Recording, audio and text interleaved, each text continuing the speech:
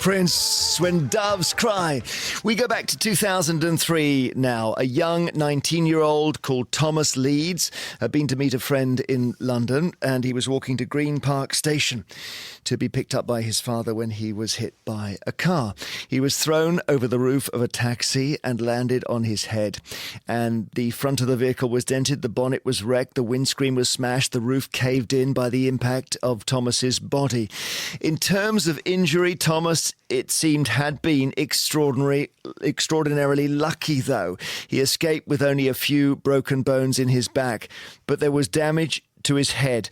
A blood clot caused serious brain damage and the loss of much of his memory, which was, as you can imagine, a devastating thing for his family. 10 years after the accident, on the eve of his 30th birthday, Thomas was putting together a playlist of 80s hits. What happened next was astonishing as he pressed play on this song.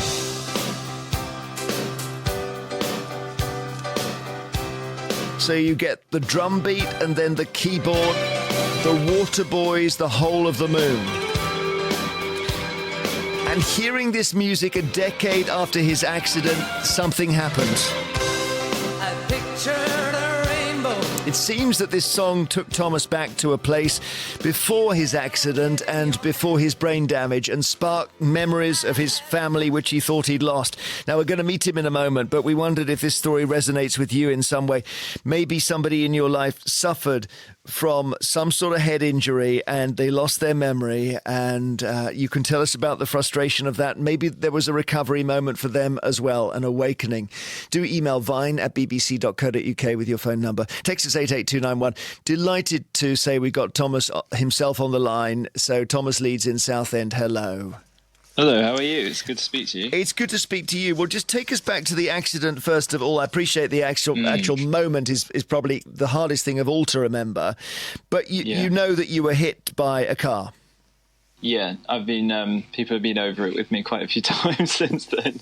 I don't actually remember it, thankfully. But yeah, so I was hit by a car and landed on my head, and as a result of that, had a lot of things to deal with since. And interestingly, they thought at first, the medics, and we're going back nearly 20 years here, that your injuries you were almost walking wounded, so you could get out of bed and you could go home. But it was never going to be that simple.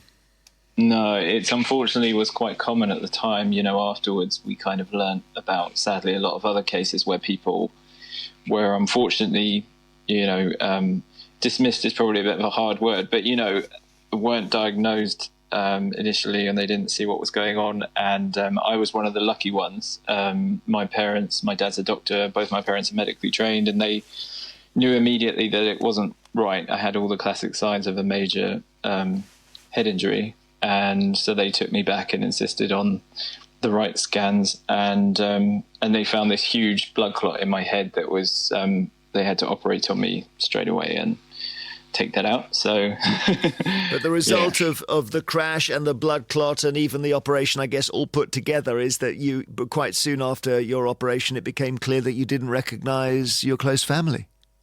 So I also have this strange thing. So I'd lost my memory, but even once I sort of understood things a bit better, I also can't recognize faces as well. So even once I've got used to somebody, so it's very confusing.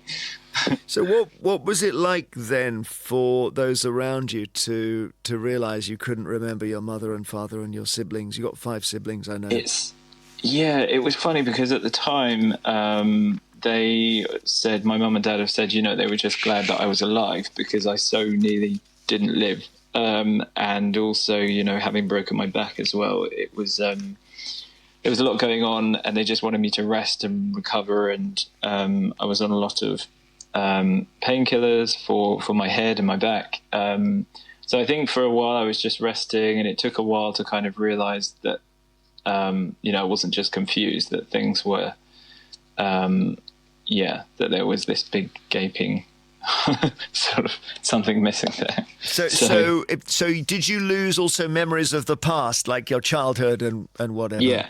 Yeah. So that was all. So everything was gone, and we didn't realize it's a funny thing when because they knew that, you know, I was confused and I couldn't recognize people and I didn't really know what was going on. But it's a funny thing from my point of view.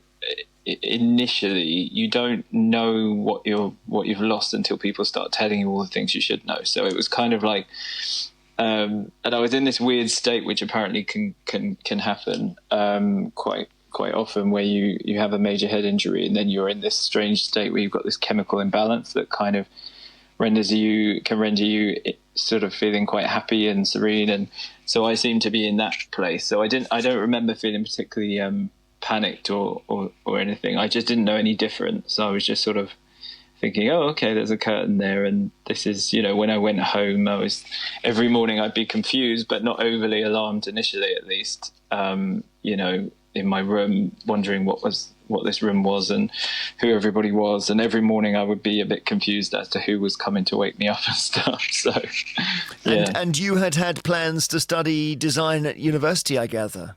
Yeah, so I think I was in what we used to call, or still do call, a gap year, I guess. Yeah, so that was my sort of plan. I think I was planning to do that, and I always say I think, or apparently, because I don't remember. But yeah, so that was. So we go on 10 years, and you're in this situation, and it's not really getting better. And then, how does the record come into it? Yeah, so it was getting pretty frustrating because for such a long time, you know, I was trying to find these memories and looking everywhere, looking for, you know, listening to music that people had told me that might jog something, and going to places and trying to jog it one way or another. And then I was putting together this playlist for my 30th birthday. I was born in the 80s. And I thought that I'd heard all the 80s music because I was a bit obsessed with that genre, that era, because I was trying to get those memories back. But apparently I hadn't been thorough enough. And then, so I was going, because I used to listen to a certain station that plays nothing but 80s. And so it was... That's us, isn't it? Well, obviously, yeah. And yeah.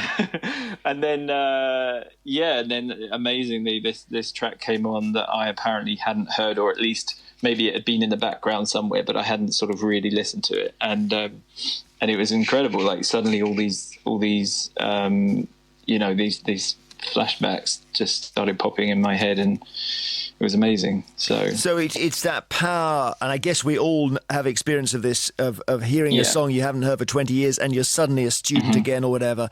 But it properly livened up your memory, brought it back to life. Yeah, it was incredible. I mean, unfortunately, it hasn't. I haven't had much back. So this was, I think, 6 memories. I immediately told Sophie, my wife, and then the next day sort of checked with my mum and my brothers and stuff. So it was really exciting. But I've had a few other times since then when things have come back. But yeah, not everything. But it was pretty amazing for me because it made all the difference having something. The fascinating thing for me is whether the 6 memories that come back are the 6 most important things in your life, or whether, as I suspect, they could be rather trivial. Well, what was nice was that I know one of them was quite special because it was my uncle who had passed away before, so I had no memory of him, and that was quite special. So that I didn't know at the time, and then when I spoke to my mum about the place that I was seeing, it kind of all lined up because it didn't really make sense at the time. And then just seeing the most special thing for me, I suppose, was just having this vision of my mum being younger, and you know that kind of makes all the difference going forward in life as you're getting on, and having something real from the beginning. So in your mind. You can now place your mum crucially in your past and in your mind. Yeah, which is pretty special, and kind of changed everything. And yeah, it kind of inspired this story as well that I've been writing, something I never thought I'd be able to do. So that's pretty cool. So so you're writing about your experience, but through a third person. Yeah, it's kind of, so after that amazing moment when I got these memories back, which was just life changing, I suddenly got this idea of this story about this boy who has a brain injury as well, and he wakes up in this world like I did, and he doesn't know anything, and he has to find his memory.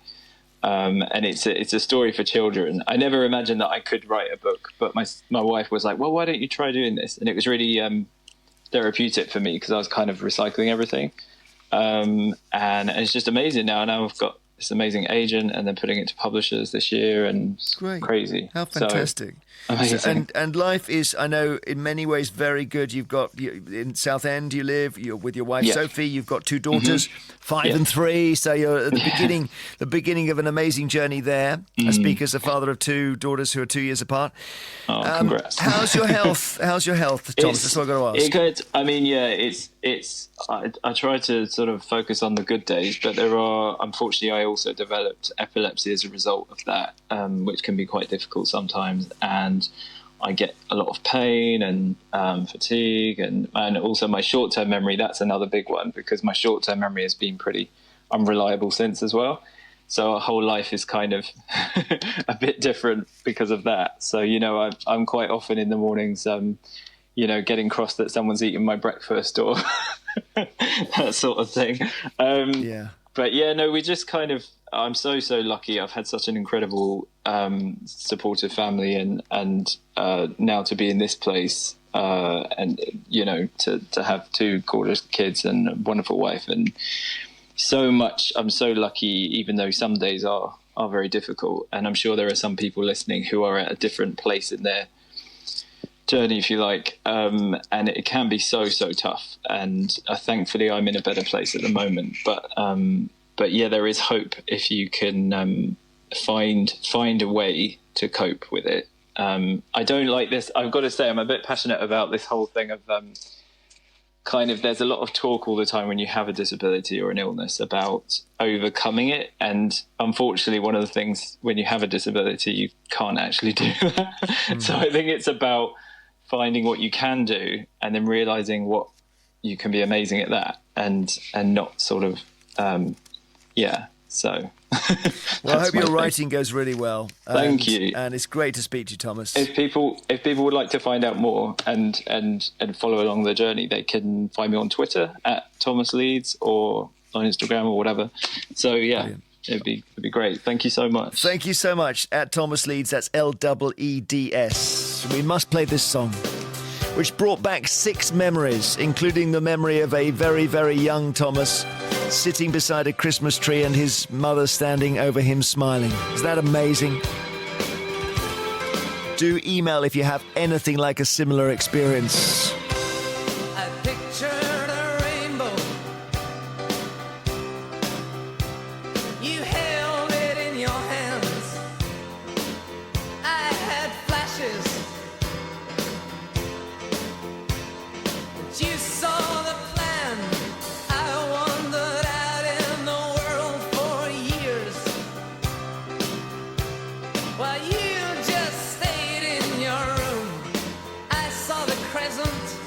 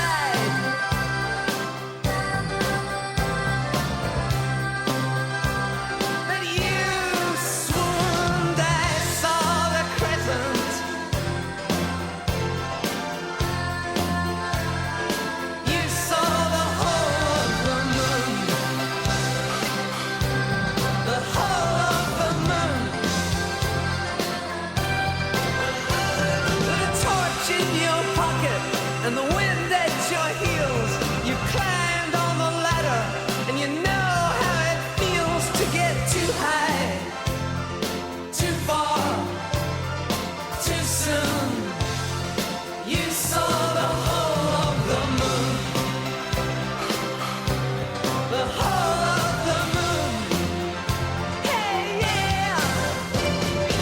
Unicorns and cannonballs, palaces and piers, trumpets, towers and tenements, wide oceans full of tears, flags, rags, ferry boats, scimitars and scars, every precious dream and vision underneath the stars. Yes, you climbed on the ladder with the wind in your sails.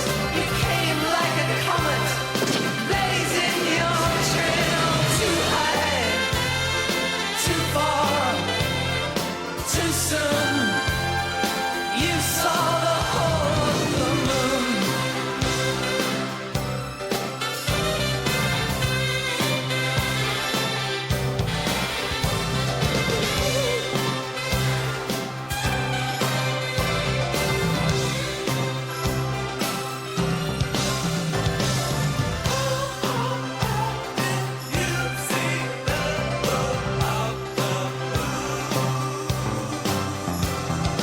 Well, what a lovely guy Thomas Leeds is. At Thomas Leeds on Twitter, just becoming a dad and getting his memories back piece by piece after a terrible, terrible accident, which was when he was 19. His life was starting out. It just wiped his memory, stopped him recognizing people, stopped him even recognizing his own family.